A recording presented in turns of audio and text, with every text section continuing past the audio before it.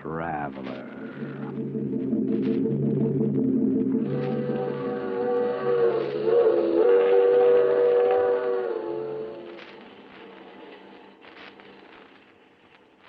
This is the Mysterious Traveler, inviting you to join me on another journey into the realm of the strange and terrifying. I hope you will enjoy this little trip, that it will thrill you a little and chill you a little. So settle back, get a good grip on your nerves. But where are we going? We're going to delve into the life of a frightened man in a tale titled The Queen of the Cats.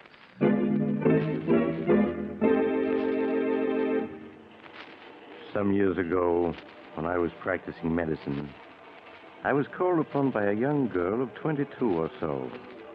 As she was shown into my office, I could see that she was having a difficult time suppressing her agitation. Her lips trembled as she spoke. Dr. Smith, my name is Jane Elliott. I have an appointment with you. Yes, Miss Elliott. Won't you be seated, please? Thank you. Now, what seems to be the trouble, Miss Elliott?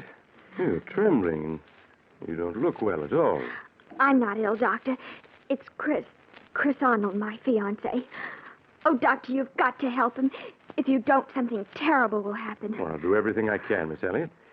Now, tell me what's wrong. I don't know what's wrong. All I know is that Chris is frightened. He's in deadly fear of something. Has he told you what it is that frightens him? No, I've questioned him countless times, but he refuses to tell me. I see. Where is your fiancé now? At his home, Brookfield Manor. Oh, Doctor, I know it's late, but won't you come with me and see Chris? He needs help desperately. There, Miss Elliott. You mustn't cry. Of course I'll come with you. And I'll do what I can.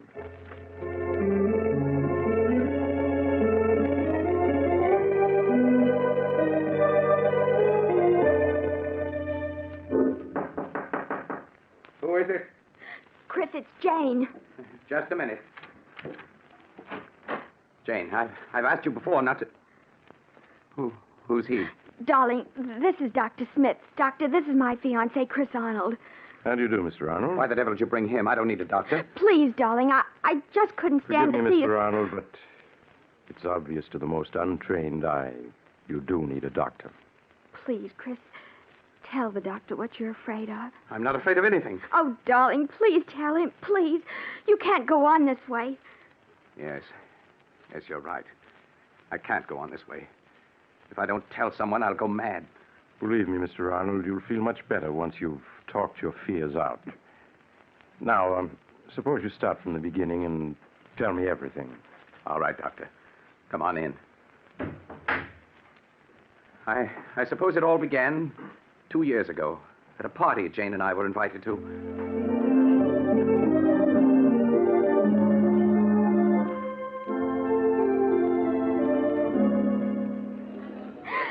Oh, Chris, isn't this a wonderful party? The only thing wonderful about it is you.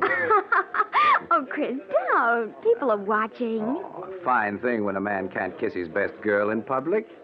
What's this generation coming to, anyway? At Miss Tyndall's school, we were taught a young lady never kisses a man in public. Miss Tyndall is setting romance back 50 years. Who are you looking for, anyway? Rana Farouk, my roommate at Miss Tyndall's. Oh, yes, she's the Egyptian girl you were telling me about. Yes, I want you to meet her. Only you better not fall in love with her as every other man does. Sounds as though she's a second Cleopatra. Men just can't seem to be able to resist her. Well, I'm curious to see this siren of the Nile. Oh, there she is, Chris. Come on. So that's Rana. No wonder men can't resist her. Hello, Jane. I've missed you. Rana, this is Chris Arnold. Chris, this is Rana Farouk. Hello, Chris. Hello, Rana.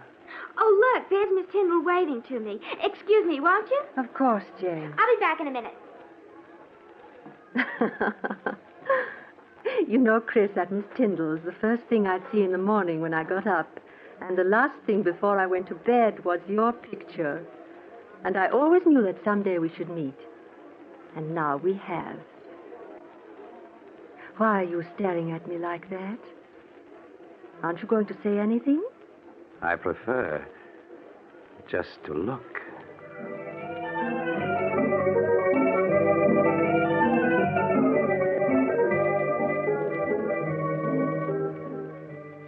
Even now, Doctor, 2 years after our first meeting, I find it difficult to describe how beautiful Rana was.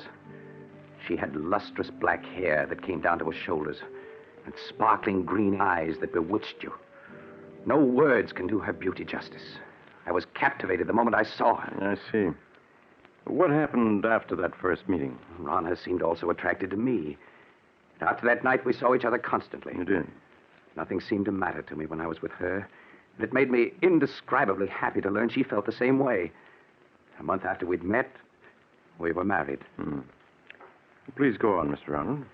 After we were married, we took an apartment in town.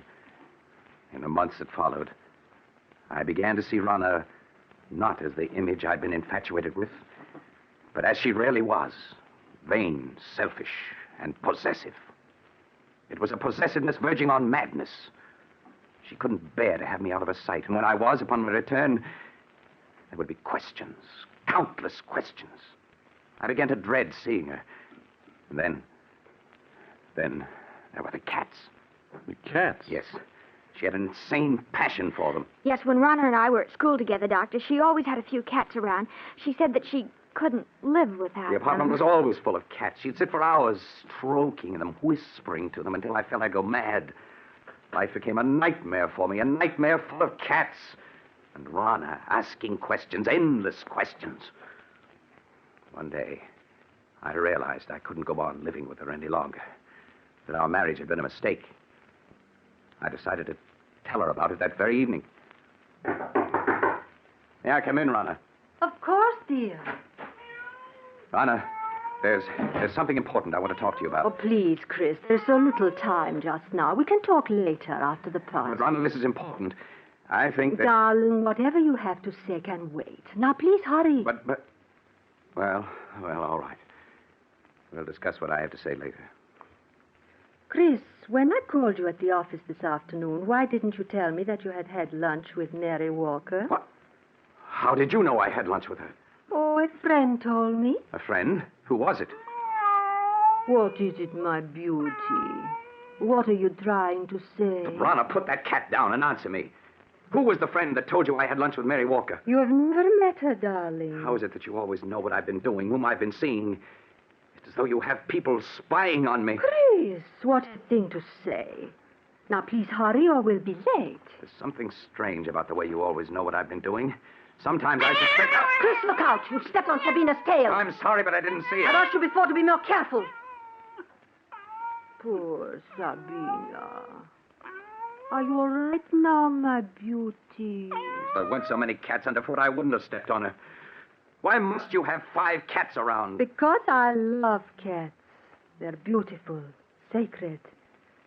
Thousands of years ago, my ancestors worshipped cats. And the great cat goddess Sekhmet. On the river Nile, close by the ancient city of Hamadi, where I was born, are the graves of 100,000 sacred cats. They have been mummified and buried with reverence. Rana, I can't go on like this anymore. Why, darling, what do you mean? I feel our marriage was a mistake. I want a divorce. Chris, you can't be serious. But I am. I love you, Chris, and I won't give you up. You're mine, darling. You always will be. Nothing shall ever separate us.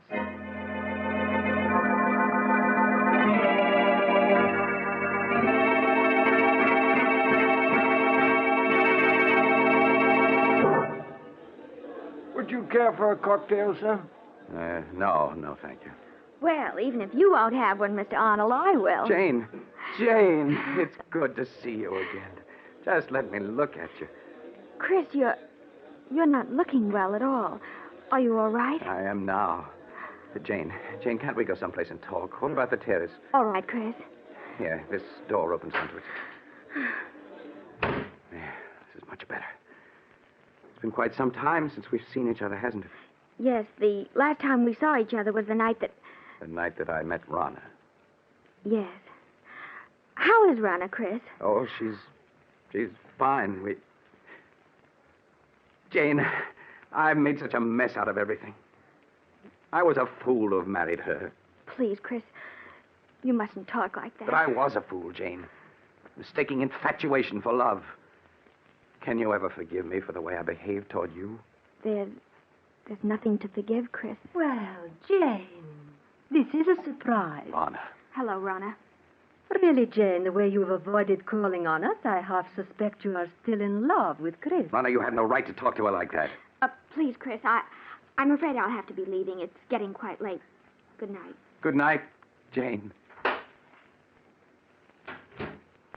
I hope I didn't interrupt anything by coming out here so unexpectedly, Chris. Yes, Rana, you did. I was about to tell Jane that I love her, and that I always will. I suppose that's why you asked me for a divorce. You've been secretly seeing her. Secretly seeing her? Is it possible for me to see anyone or do anything secretly without your knowing about it? No, you are quite right. It is not possible. I know everything you do.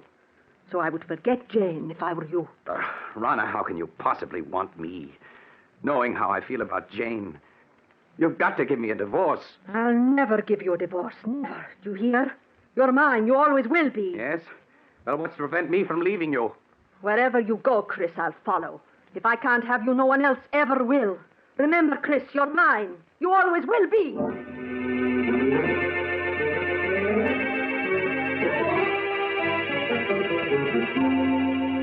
I can still see her, Doctor, as she stood there screaming at me. Remember, Chris, you're mine, and you always will be. It was a shock to suddenly realize that she looked like a cat, an angry cat. Her green eyes, cold and murderous, her long nails digging into my arms, her body tense. For a moment, I thought she was going to scratch my eyes out. Yes, Rana did look like that when she was in a rage. What happened after that night, Mr. Arnold? I stopped speaking to Rana. We lived in the same apartment, but that was all. Weeks passed, and Rana waited for me to come around as she felt certain I would. Yes. She had all the patience of a cat playing with a mouse. But when a month had passed and I still refused to talk to her, she made an attempt to win me back. It happened one night as we were driving to this house. Why are you slowing down, Rana? I want to talk to you, Chris, and I can't talk to you while I'm driving. There's no point in your stopping. We have nothing to say to each other. Oh, but we do, darling. Chris, we could be so happy together if you wanted to. You know how much I love you.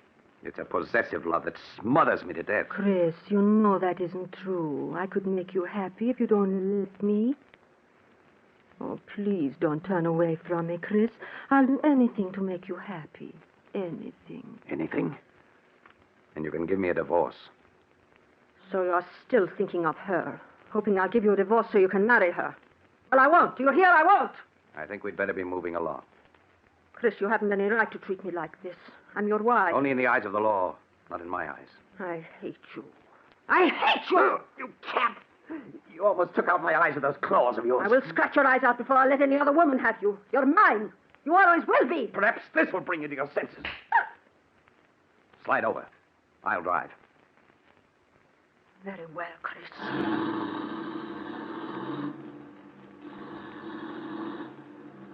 You think you've beaten me, Chris. But you haven't. In the end, you'll come crawling to me. It may take a year, 2 years, 5 years. But I can wait. I'll never come crawling to you. Never. But you will, Chris. Jane knows I'll never give you your freedom. In time, she'll marry. And when she does, all the heart will be gone out of you. Then you'll be mine. That'll never happen. But it will, Chris. And deep down in your heart, you know I'm right. Jane will never be yours. I'll see to that. You have everything planned perfectly, Rana, don't you? But I have one way of escape from you that you've never thought of. Really? And what way is that? I can escape through death. Death? Yes, Rana. If I should fail to take the curve 100 yards ahead, we'd plunge off the side of this mountain. Chris, you would. Why not, Rana? You've shown me there's nothing to live for. This at least is a clean way out. No! Chris, don't! No!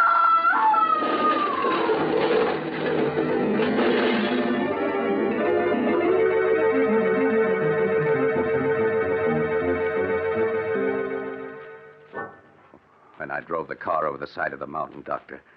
I thought Rana and I were going to our deaths. But fate decreed otherwise. When I recovered consciousness 48 hours later in a hospital, I learned it was only Rana who died. Yes, I recall reading about it in the papers. It was a miracle that you survived. Yes. For weeks, they despaired of saving me. But at the end of 8 months, I walked out of that hospital.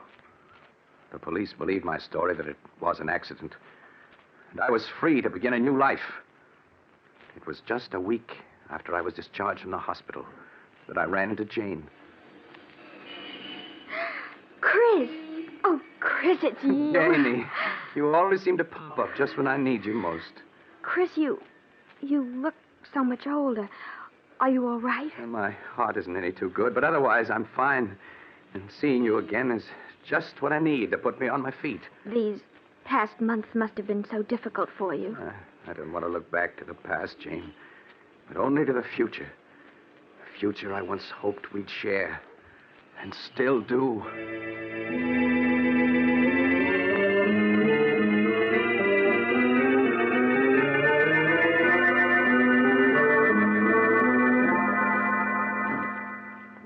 2 months ago, Doctor, Jane and I became engaged. It was just about that time that I first began to notice that everywhere I went, there always seemed to be a cat following me. Are you sure you weren't imagining it, Mr. Arnold? At first, I thought it was my imagination. But a week after Jane and I became engaged, I was certain I was being followed. Yeah. Tell me, Mr. Arnold, was it always the same cat that followed you? No. One day it'd be one cat, and another day a different one. Oh, I know you must think I'm mad, Doctor. And at the time I felt I was going mad. That is, until that night. What night, Mr. Arnold? The night I saw her. It happened in this very room 6 weeks ago. I had great difficulty in falling asleep that night. Suddenly, the silence was broken by the faint crying of a cat. The crying grew louder and louder. I lay in the darkness listening, realizing that the cat crying was real, living, and in my room. I could feel my heart pounding as I sat up in bed and looked about my darkened room. And then suddenly I saw her. 2 burning green eyes in the darkness. There was no mistaking those eyes. They were Rana's. I stared into those eyes for what seemed like hours. Then, as though listening to a stranger's voice, I heard myself speak. Rana. It is you, Rana, isn't it? Yes. I'd recognize those green eyes anywhere. So you've come back, and in the form I've always thought of you, as a cat. I know why you've come back. It's because of Jane. You always said that if you couldn't have me, no one else could. That I was yours, and always would be. Well, you're wrong, do you hear? Jane and I are going to be married. You came between us once, but you aren't going to this time. I will marry you, and there's nothing you can do to stop me. You fiend! Trying to scratch my eyes out. Well, we'll see about that. There. Perhaps that'll show you that nothing you can do will stop me from marrying her. I know that all those cats that were following me, spying on me, were doing so under your orders. You're the queen of the cats. Yes, I should have known. No wonder you always knew where I'd been, who I'd seen. You had your cats spying on me even then. Well, even if you are the queen of the cats, you can't prevent me from marrying Jane. Perhaps a bullet between those green eyes of yours is what's needed.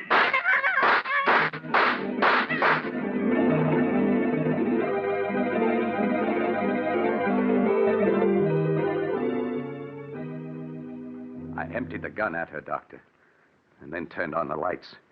There was no sign of her. She'd vanished. All that I found were those 6 bullet holes in the wall. Tell me, Mr. Arnold, isn't it possible that you only dreamed all that? That actually you fired the gun in your sleep and the shots themselves wakened you? I tried to tell myself that, Doctor. But during the nights that followed, I knew it was not a dream. For night after night, she appeared in my room. I'd lie awake, waiting to hear her footsteps, her voice. And when she would appear, I'd plead with her to leave me alone. But she'd only stare at me with those burning green eyes, waiting. I knew she'd never leave me alone as long as I intended to marry Jane. Finally, I could stand it no longer, and I went to see Jane. Chris, this is a surprise. Come in, darling. Thank you, Jane. Oh, well, where have you been keeping yourself this past week? I was beginning to believe I was being jilted. Jane, there's something I want to ask you. Yes, Chris, of course. What is it? I know we set our wedding for next week, but couldn't we put it off for a while? Just a little while. Darling, what is it? There's something wrong. I know there is. Please tell me. I wish I could, but I can't. Please, Jane, just have faith in me. You know I wouldn't postpone our marriage if I could possibly help it. All right, Chris, I do have faith in you.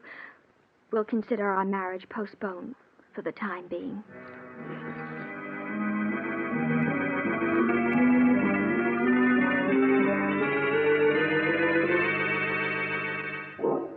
The night I put off my marriage to Jane, Doctor, was the first night that Rana didn't appear.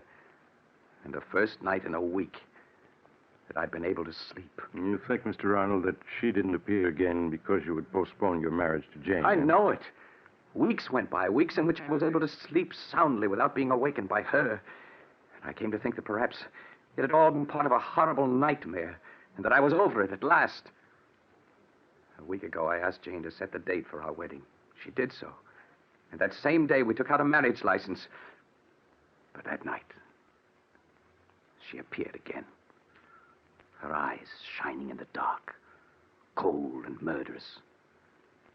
She knew about the license. That's why she returned. And you've seen her again? Yes, every night. She just keeps staring at me with those green eyes, waiting. She's determined not to give me any rest. I tell myself that I mustn't be afraid, but I keep hearing her voice over and over. If I can't have you, no one else will. You're mine, and you always will be. Oh, Chris, darling, I wish I'd known all this before. You feel, Mr. Arnold, that somehow she'll prevent you from marrying Jane, huh? I know I sound mad, but I do. I have a feeling something horrible will happen if I attempt to marry her. Do you still have the marriage license? Yes. Why do you ask? Mr. Arnold, you've reached a crisis in your life. You're faced with fears that are threatening to overwhelm your sanity. The only way for you to challenge your fears is to go through with your marriage to Jane now, tonight. Tonight? Yes. It's quite late, but I'm sure a friend of mine who's a judge will marry you. We get married tonight? If you hesitate, you're lost. Your only chance is to face your fears. All right, Doctor. All right. Jane, will you marry me tonight? Oh, yes, Chris. Yes.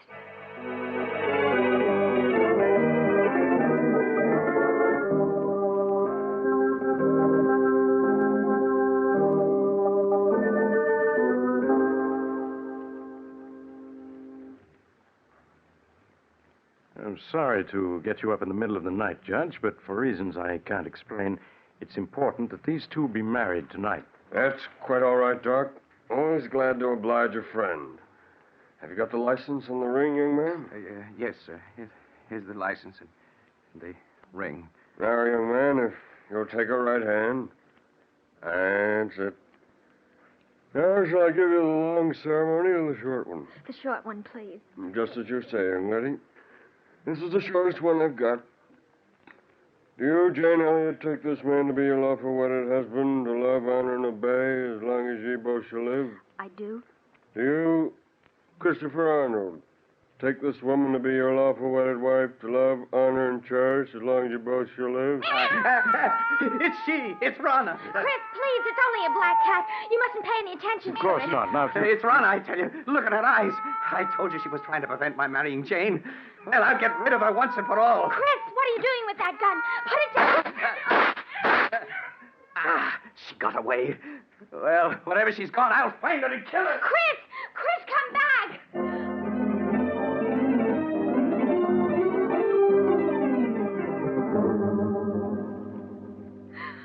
Oh, Doctor, where can he be? now, Jane, he can't be far off. We'll find him. Oh, Listen, Doctor, that must be Chris firing that gun. come on. Those shots came from close by. Hurry! We better take it easy now, Doc. It's pretty dark out here. Wait a moment, I'll light my cigarette lighter. Doc! Look, a dead cat! Yes. It was shot through the head. Say, look. Here's another one that's been shot to death. Neither one of them is the black cat. Say, Doc, isn't that a body over there? Chris! No, Jane, you stay with the judge while I look. All right, Doctor. There, miss. You mustn't cry. This never would have happened if I hadn't agreed to bury him. He was afraid. So afraid. Doc, is it Arnold? Yes. Yes, it's he. He's dead, isn't he? I can see it in your face. Yes, Jane. He's dead. But, Doc, what happened to him? He's been clawed to bits, as if by hundreds of cats. And most horrible of all, his eyes have been scratched out.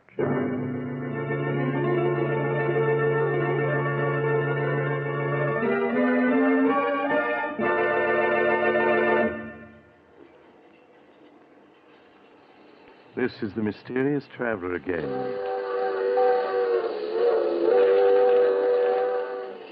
Have you enjoyed our little trip into the life, or should I say, death of a frightened man? Strangely enough, 2 days later, at Chris Arnold's funeral, just as the coffin was being lowered into the grave, the mourners suddenly noticed a black cat with green eyes sitting on the edge of the grave, quietly licking its paws.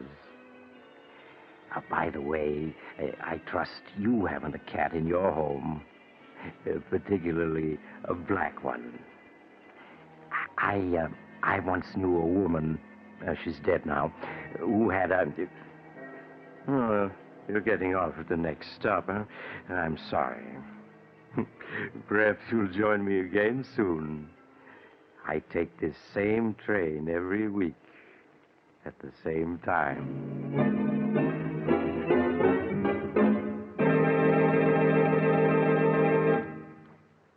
You have just heard Chapter 31 of The Mysterious Traveler, a series of dramas of the strange and terrifying. In today's story, Queen of the Cats, Stutz Cotsworth played Chris, Sarah Burton played Rana, and Sandra Gould played Jane. The Mysterious Traveler is written by Bob Arthur and David Cogan, and original music was played by Doc Whipple. The entire production was under the direction of Jock McGregor.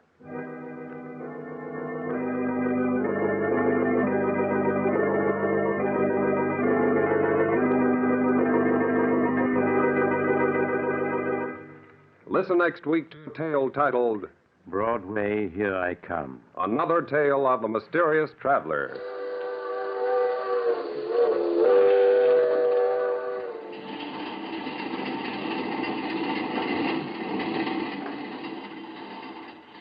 The Mysterious Traveler is presented by WOR Mutual from the WOR studios in New York. It is presented over most of these stations every Sunday afternoon at 3:30. This is Mutual.